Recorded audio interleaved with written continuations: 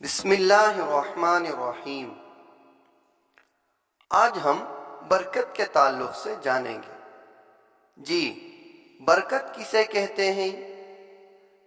یہ جو برکت کا لفظ ہے یہ صرف عربی زبان میں آیا ہوا ہے۔ دوسرے زبانوں میں اس طرح کا لفظ برکت، اس جیسا لفظ کسی زبان میں نہیں آتا ہے۔ جی، اس طرح ہم نے سنا ہے۔ اگر دیکھا جائے، غور کیا جائے تو ایک حقیقت بھی ہے۔ برکت کے تعلق سے ہمارے پیارے مذہب اسلام میں اس کے بہت سے واقعات ملتے ہیں۔ ہمارے پیارے آقا نبی کریم صلی اللہ علیہ وسلم سے برکت کے بہت سے واقعات پیش آئے ہیں۔ برکت کسے کہتے ہیں؟ ایک تھوڑی سی چیز جسے دیکھا جائے تو وہ صرف محدود لوگوں تک ہی ہوتی ہے، مطلب جتنی ہے اتنے لوگ ہی اس کو استعمال کر سکتے ہیں، لیکن اس کے برخلاف جس میں برکت ہوتی ہے، برکت صرف اور صرف پیارے اللہ تعالیٰ ہی کے خزانے سے ملتی ہے۔ اس وحدہ لا شریک کے سوا کوئی ذات نہیں ہے جس کے اندر اتنی طاقت ہو کہ وہ برکت جیسی چیز دے سکے، لیکن اسے بہت سے لوگ استعمال کرتے ہیں جسے ہم سوچ بھی نہیں سکتے۔ تھوڑی سی چیز کو بہت زیادہ سے زیادہ لوگ فائدہ اٹھاتے ہیں، اسے برکت کہتے ہیں۔ اس کی کئی مثالیں ہمارے پیارے اسلام میں پیارے نبی صلی اللہ علیہ وسلم کے موجود ہیں۔ اس برکت کے تعلق سے ہم آپ کو ہمارے پیارے نبی صلی اللہ علیہ وسلم اور صحابہ کا ایک واقعہ سناتے ہیں۔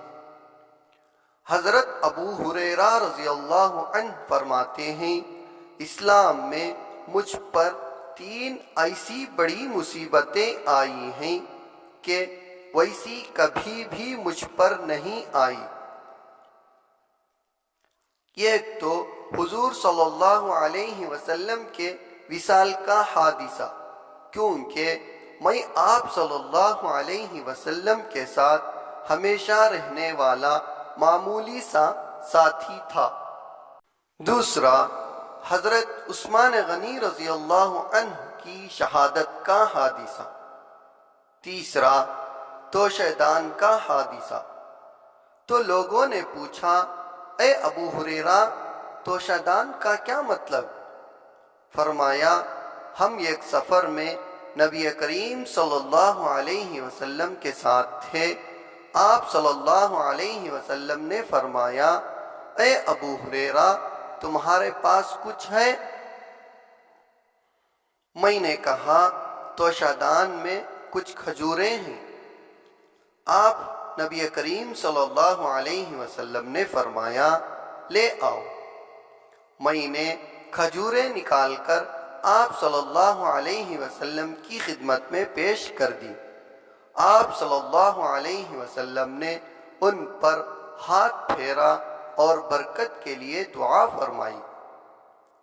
پھر فرمایا، 10 آدمیوں کو بلا کر لاؤ۔ میں نے 10 آدمیوں کو بلا لایا۔ انہوں نے اس میں سے پیٹ بھر کر کھجوریں کھائیں۔